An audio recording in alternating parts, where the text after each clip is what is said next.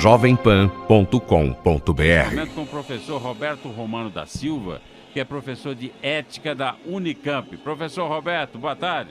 Boa tarde, Anchieta e amigos. Estamos vivendo um momento ímpar na sociedade brasileira, na democracia brasileira. Essa manifestação, professor, em todo o Brasil, convocação pela internet e aqui, especialmente na Avenida Paulista, com mais de 1 milhão de pessoas. Eu queria que o senhor falasse sobre isso, professor. Olha, eu acho que é um aviso dos últimos à classe política brasileira que se separou da população e que ainda aceita como receita o marketing político mentiroso, né? A própria presidente Dilma, no seu pronunciamento agora no Dia das Mulheres, ela tentou essa jogada à la João Santana, né? Alguns pensam que existe crise, os alguns viraram 1 milhão, né? Ou mais de 1 milhão. Então é preciso que a classe política brasileira tenha a clareza, a lucidez de fazer uma autocrítica e voltar ao diálogo com as massas daqueles que pagam imposto e que mantêm o Estado brasileiro. Com certeza isso não vai acontecer. Com todo o respeito que eu tenho para a sua opinião, eu acho muito difícil isso acontecer, professor. É dificílimo porque nós temos 500 anos de autoritarismo, de privilégio, né? Você veja, uma coisa importante, nesse momento é bom lembrar, no antigo regime absolutista, o rei não pagava a carruagem dos nobres.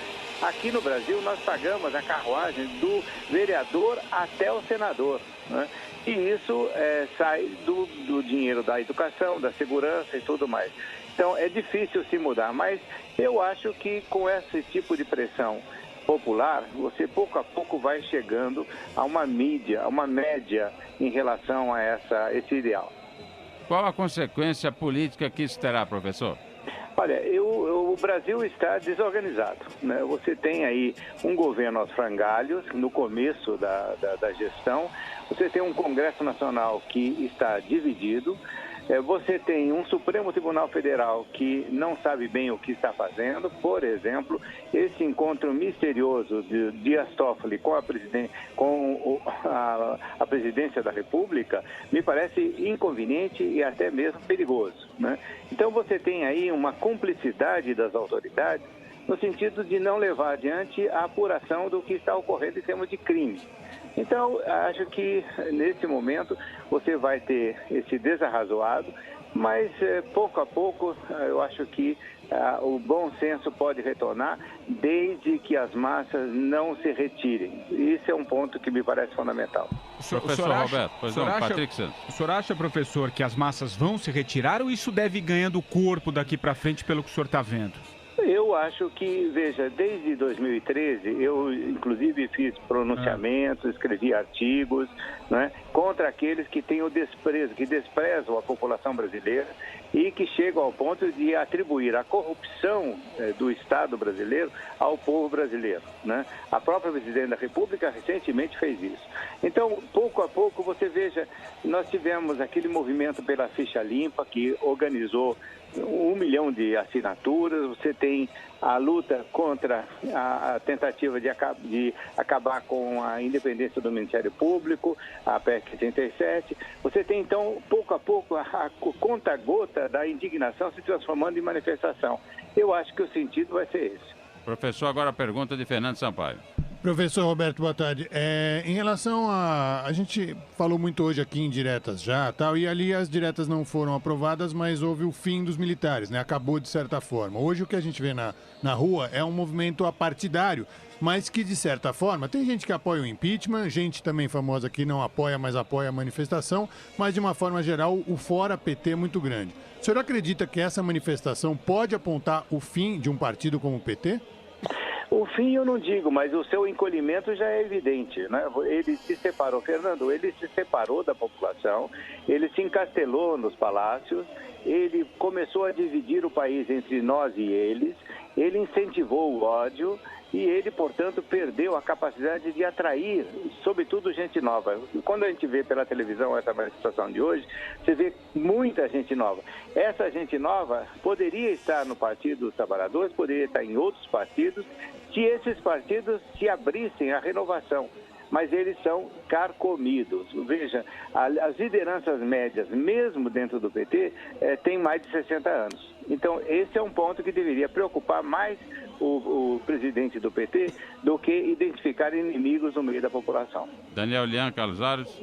Professor, qual é a receita para o governo tentar reverter este quadro? Se não houver, claro, este quadro, se não progredir este quadro de um processo de impeachment, como é que este governo, que aí está com a baixa popularidade, como é que ele pode reverter este quadro, já que há uma crise política, institucional e econômica no país? Exatamente. Eu confesso a você que, como observador, que sou do Brasil há mais de 50 anos, já estou chegando nos 70 anos, eu nunca vi uma crise tão grave como essa.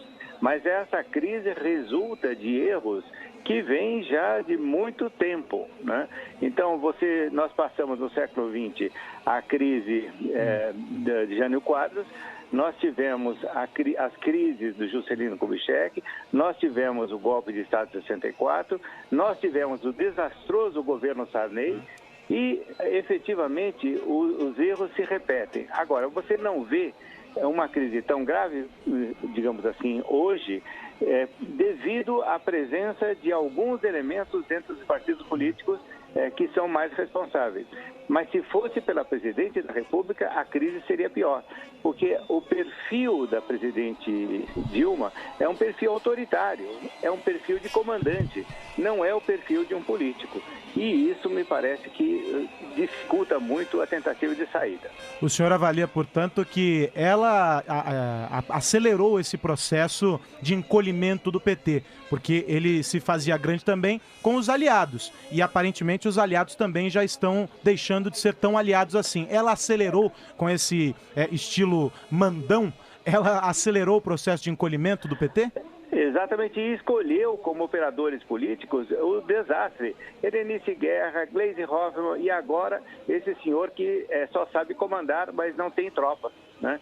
Então, efetivamente, há um erro básico aí de trato. No meu entender, eu não gosto de dar receitas, mas no meu entender, eu acho que ela deveria repensar a sua estratégia em relação ao parlamento, em relação ao povo brasileiro e aposentar João Santana, deixar que ele vá para Paris para gozar dos milhões que ele já ganhou. Porque esse tipo de trato com o povo já não engole mais. Professor... Pois não, Patrick? Não, acho que o marketing não deve colar mais, né? Acho que a população, acho que o que a gente está vendo hoje já não convence. Hein, Patrick? É como o Collor, né? Que era o caçador de Marajá. E a última cartada foi esse último discurso no dia 8, dela, que foi que surgiu o panelaço, né? Exatamente. Agora, professor, eu já estou até imaginando um pouquinho, né? Eu sei que a presidente Dilma e toda a equipe está reunida lá em Brasília, alguém deve, o chamado gabinete da crise, deve ter um pronunciamento, mas eu já sinto um pouco o tipo de discurso que virá. Claro, é uma manifestação importante, ocorreu em todo o país, mas eles vão dar muito peso que a força mesmo dessa manifestação aconteceu em São Paulo, com mais de 1 milhão de pessoas e parece que o discurso vai ser esse, né? Quer dizer, onde o PT já tem uma rejeição. Como é que o senhor vê essa questão envolvendo a força de São Paulo nessa manifestação com o restante do país, que também é muito forte, sem dúvida nenhuma, a gente observou isso em todo o Brasil, mas claro, São Paulo com mais de 1 milhão de pessoas, o recado está vindo daqui. Como é que o senhor vê isso? Olha, é bom lembrar aos governantes de Brasília e aos donos do PT que São Paulo é uma síntese do Brasil. Você tem aqui em São Paulo uma enorme colônia nordestina, você tem a colônia japonesa, você, enfim, tem uma síntese perfeita do que é o Brasil. E, portanto, se você for pensar nas regras, inclusive do marketing, aqui é uma amostragem muito boa do Brasil. E quando nós acompanhamos, não é, pela televisão, pelo rádio, o que ocorreu em Belo Horizonte, o que aconteceu em Recife, aconteceu na Bahia, etc., você somar tudo isso, você tem uma amostragem muito mais séria que deveria levar o governo a desistir desse tipo de discurso que você está enunciando. Professor Roberto, na última sexta-feira, eu conversei com o maior especialista em corrupção no Brasil, que é o Dr. Modesto Carvalhosa, sobre essa crise na Petrobras, esta roubalheira na Petrobras. Ele me disse que não existe na história da humanidade, em todos os tempos, nenhum caso como esse de tanta corrupção. E a gente pode falar o que para o brasileiro com tanta roubalheira que o governo não assume que errou, não diz que não tem como controlar, segundo José Sérgio Gabrielli? Exatamente. Aliás, eu fiquei impressionado com os dois depoimentos, o do Barusco e do Gabrielli, né? Eu fiquei mais escandalizado com o do Gabrielli, né? Quando ele tenta dizer que é impossível detectar corrupção na Petrobras e que, ao mesmo tempo, não existe corrupção sistêmica na Petrobras, e depois... aí é um insulto à inteligência do brasileiro, né? E depois, né, professor, só complementando, no dia seguinte ele foi na manifestação em defesa da Petrobras lá em Recife, em Salvador, né? Acho que isso causou um espanto ainda maior, né? Com o rosto mais limpo do planeta, né? Então, esse tipo de coisa, normalmente nós chamaríamos de cinismo. Eu não chamo de cinismo porque eu respeito muito os filósofos cínicos que eram extremamente éticos, né? Eu diria outra palavra para caracterizar esse tipo de atitude. Que outra palavra seria essa? Eu diria que é hipocrisia e demagogia. Quem são os filósofos cínicos? Poderia citar alguns, professor? Olha, Diógenes... Eu ia dar um Google. Pra você ter uma ideia, Diógenes, o cínico, quando ele viu um menino tomar água com a concha da mão, ele jogou fora a caneca, porque era um luxo inútil e dispendioso. Então, os cínicos sempre questionavam esse uso do luxo, esse uso da ostentação, essa definição do poder como sendo acima dos demais mortais. O padre Vieira conta a história, né, de Diógenes o Cínico, que quando viu Alexandre o Grande, disse, olha, eu era um pirata, né? Eu que sou um pirata, eu sou considerado um bandido. Você que rouba povos inteiros é considerado um herói, né? Então, a ética dos cínicos é extremamente rigorosa. Se ela fosse aplicada aos nossos políticos, boa parte desse luxo que eles usam às custas do povo brasileiro, eu me referi à questão dos automóveis, você tem aí você teria uma rejeição muito grande. Então, eu acho que é um insulto você de chamar esses nossos políticos, esses nossos corruptos de cínicos. Eles são piores. Professor Roberto Romano da Silva, alguém mais gostaria de fazer perguntas ao professor? Estamos tendo uma aula verdade, brilhante né? do E é brilhante, Roberto. porque como se eles passam, né, o pobre contra o rico, como Exatamente. o professor falou, tal, como se eles vivessem de uma forma franciscana, né, professor? Exatamente. Bem, aquela toda a história de jantares no Antiquários com Antônio Carlos Magalhães, que não era propriamente uma figura de esquerda, né? Entre José Dirceu, o senhor Luiz Inácio da Silva, regada a Romani Conti, etc. Isso tudo mostra que eles estavam subindo na vida também na medida em que subiam no poder. Isto é, que eles estavam mudando de classe e estavam se transformando em bons burgueses. Agora, professor, existe uma questão que se coloca, falando sobre a organização dessas manifestações, e o senhor mencionou os marqueteiros, não é? Essas manifestações, elas estão sendo convocadas pelas redes sociais. Os marqueteiros, eles costumam trabalhar sabendo quem é o eleitor. Na internet, nas redes sociais, isso se mistura, isso é muito diferente, essa organização é diferente. Fazer campanha, fazer política agora, em momento de redes sociais, é mais difícil, é diferente, por isso o governo patina? Eu acho que sim, eu acho que esse é um dos pontos. Veja, a questão do marketing político é uma doença que ataca todos os países. Nos Estados Unidos da América, na França, na Europa inteira, você tem a presença desses marqueteiros. Mas aqui eles chegaram a um ponto da sublimidade. Eles chegam todos os ouvintes e vocês se lembram do fura-fila, né? Aquela maravilha inventada pelo Dudu Mendonça. Onde está o fura-fila hoje? Né? Eles chegaram à perfeição da mistificação do público.